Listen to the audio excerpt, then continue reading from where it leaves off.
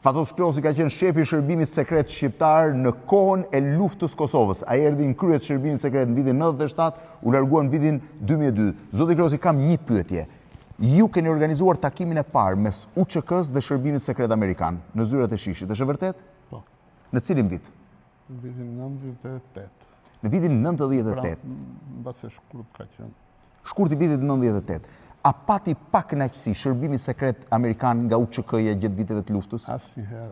Jeni sigurt për këtë? Fare sigurt. A bashkëpunoi shërbimi sekret amerikan CIA me UÇK-n?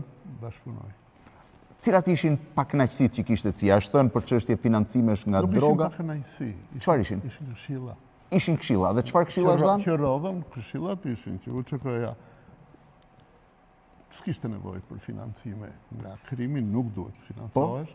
Pse ata premtuan që në fillim që do të ndihmojnë. Po, e dyta? Dhe e dyta është që mos kishte akte terroristi jashtë Kosovës. Pra UÇK-ja s'duhet dilte nga kufit e Kosovës sepse nga luftë çlirimtare kthehej në luftë terroriste.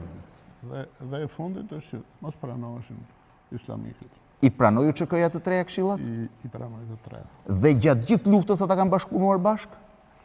Sigurisht, duke avancuar lufta, bashkëpunimi u shtua. Dhe s'ka pasur kur asnjë pakënaqësi ndaj tyre? Absolutisht asnjëherë.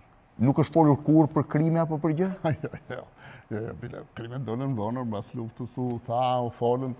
Ishte një kundërpërgjigje, si thua, serbe për ti. Dhe pyetja e fundit, ju më thatë që në takimin e parë si e quajtën UÇK-n CIA? Çlirimtar. Çlirimtar. Po.